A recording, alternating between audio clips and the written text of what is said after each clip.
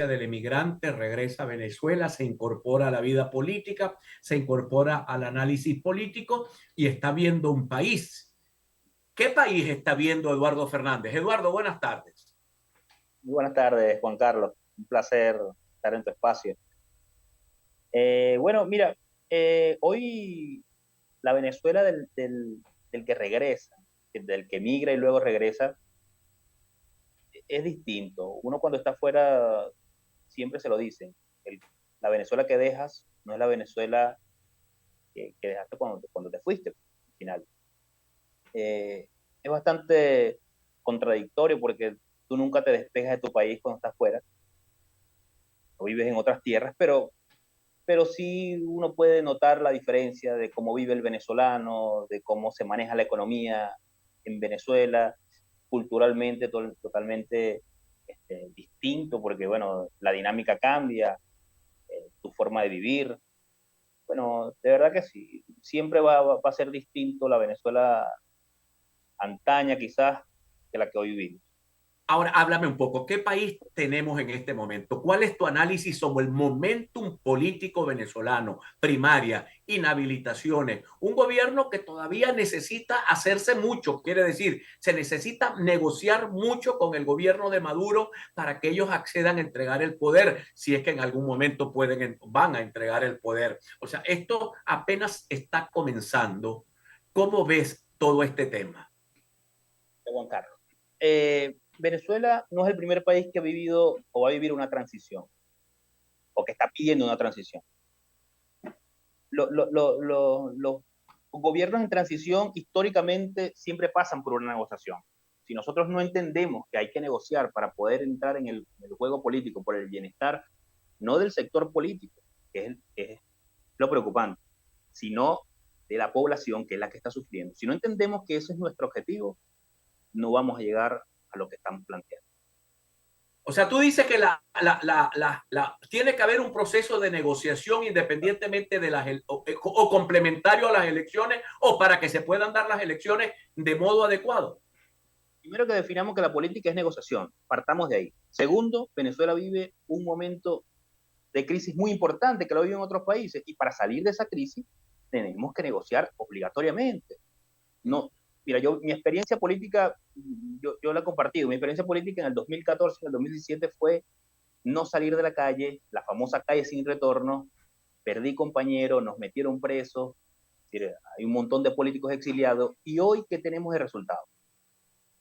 Esto es la Venezuela que tenemos. Lamentablemente, hemos retrocedido como movimiento político, los políticos hoy están mal vistos por el ciudadano y hoy estoy convencido que la única manera de poder llegar al gobierno por el bienestar de la gente, y te repito, no de parte de los políticos, sino por el bienestar de la gente, es negociando para que entremos en un gobierno de transición.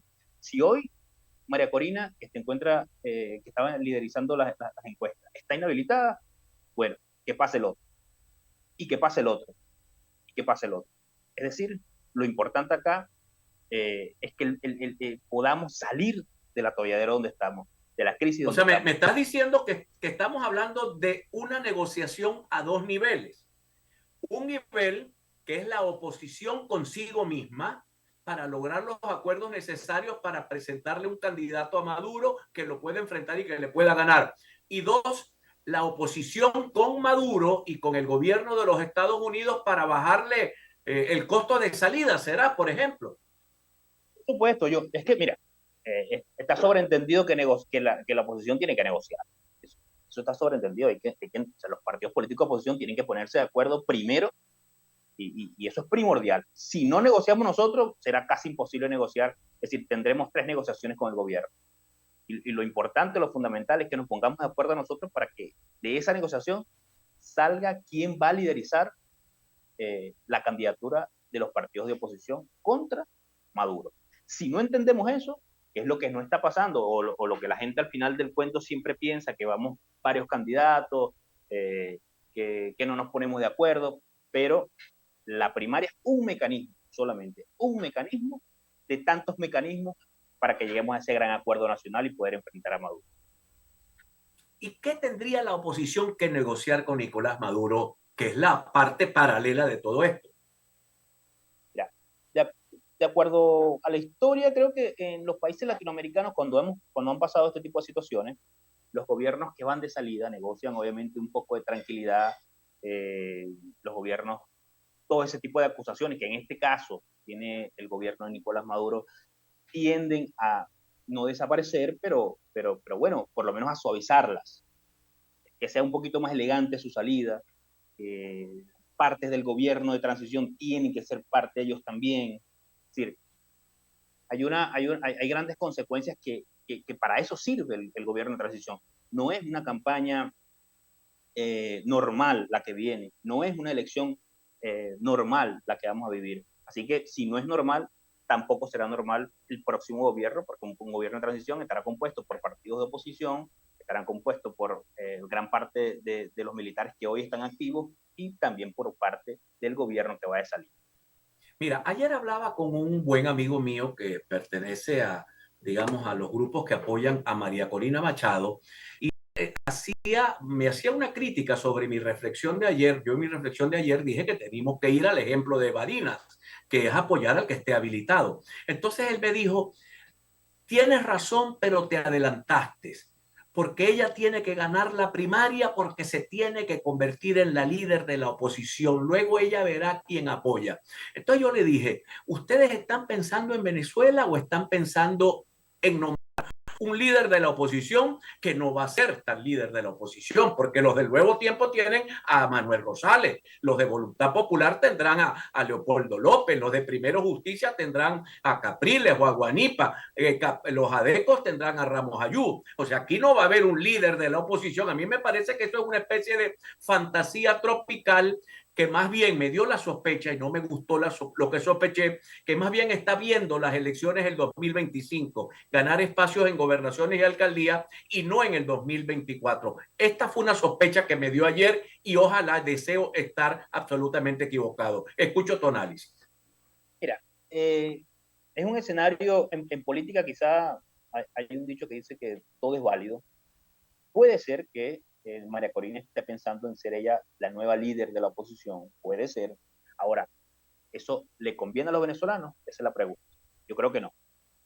Puede ser que ella esté pensando en darle una patada a la mesa del G4 y ella formar una nueva oposición y ir a un proceso electoral de gobernaciones y alcaldías en el 2025 y diputados y ella poder tomar quizás la mayoría de esos espacios, ¿no?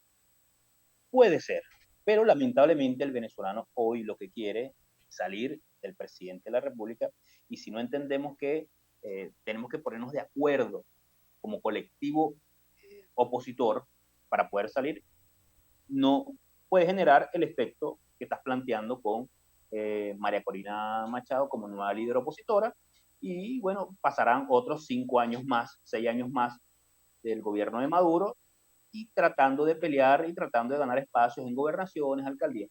Creo que la prioridad del venezolano hoy, Juan Carlos, no es esa. Ese es el tema. Es la prioridad para algunos políticos. Y eso pasa por la falta de conexión que tiene el político venezolano en general con la ciudadanía. ¿Qué quiere la ciudadanía y qué quiere el político? Si no son los mismos objetivos, estamos mal. Y no creo que sea la gente la que esté equivocada. La gente hoy quiere salir de la crisis que está viviendo. ¿Qué pasa por eso? Por un gran acuerdo político nacional. Luego vendrán las demás soluciones, económicas, las soluciones de salud, las soluciones de educación, pero previamente haber hecho un acuerdo político importante para el país. En Colombia, mira, en Bogotá, los alcaldes de Bogotá firman un gran pacto cuando asumen la alcaldía, vengan de donde vengan. Lo firman públicamente y lo entregan al próximo, a la Cámara. ¿Qué dice ese acuerdo? Que ellos deben de mantener a Bogotá como la ciudad más linda del mundo. Venga de la tendencia que venga. Entonces, si nosotros, ¿qué quiere decir ese acuerdo? Obviamente que la prioridad es la ciudad. Si nosotros como venezolanos o los políticos no entienden que la prioridad es la gente, sino sus espacios, porque ellos creen que tienen la razón única, entonces comenzamos mal. Yo he comentado este ejemplo, lo he dado varias veces en Chile cuando vivieron más o menos lo que estamos viviendo nosotros. Ricardo Lagos le tocaba ser el próximo presidente luego de Pinochet, era el otro extremo de lo que representaba Pinochet. Y él, con mucha entereza, con mucha, bueno, nivel político inmenso, dice, yo no voy a asumir porque el país no está preparado para que el otro extremo asuma la presidencia. Creo que tenemos que tener una persona, un outsider, una persona equilibrada, que no tenga tanto impacto entre los dos extremos y que Chile se enrumbe a la democracia. ¿Y qué pasó posteriormente? Ricardo Lagos fue presidente de la República. Ojalá y tuviéramos esa madurez política en Venezuela. Yo no la veo todavía, no la veo por ningún lado. Yo veo a gente con un garrote en la mano dándole garrote al de al lado. Mira, es que ese es el tema. Muy difícil si no tenemos como prioridad, te repito, el salir del atolladero. Yo creo que hay gente en oposición, en partidos de oposición, que viven muy cómodos como opositores.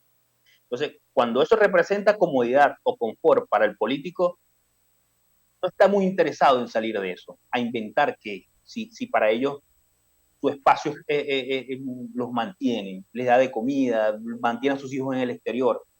No veo por qué salir de donde están. Ahora, grave error, porque el político debe entender que la prioridad es la gente. Grave error porque cuando uno toca los barrios de Maracaibo, los barrios de Venezuela, la gente tiene otra percepción. Y si estás desconectado, no hay nada que hacer ahí. Bueno, yo te comento y te pido que te quedes con nosotros para el siguiente segmento, si eres tan amable. Estoy hablando con Eduardo Fernández, sociólogo, ha sido presidente de la Federación de Centros Universitarios, regresa a Venezuela, se incorpora a la lucha política y está dando sus opiniones. Acaba de publicar el Comité de Postulaciones de la Asamblea Nacional con fecha de hoy, 4 de julio, digamos, el baremo, los requisitos de elegibilidad para los nuevos rectores del Consejo Nacional Electoral en 14 días, o sea, para más o menos el 28 de este mes tienen que estar presentados todos los currículums, pero hoy nos llega una nota que publica Tercera Voz donde dice que ya están por lo menos 3 de esos rectores ya seleccionados. O sea que están la señora Sanda Oblitas, la señora Tania de Amelio y una militante de Un Nuevo Tiempo, dice acá que se llama Aime Nogal Méndez, que ha sido presentada por el Nuevo Tiempo. Esto es, vamos a hablar al retorno de ese Consejo Nacional Electoral. Ese Consejo Nacional Electoral, a mí me parece lo natural que sea un Consejo Nacional Electoral espantavotos, para que la gente diga, yo con ese Consejo Nacional Electoral no voto porque me van a robar mi voto, y el gobierno ahí se quitaría del camino un montón de electores que radicalizados dirían que no van a votar con ese Consejo Nacional Electoral. Pero eso me lo comenta al retorno. Este segmento lo cierra Evelyn Castro. Evelyn. Bueno, tenemos información en el portal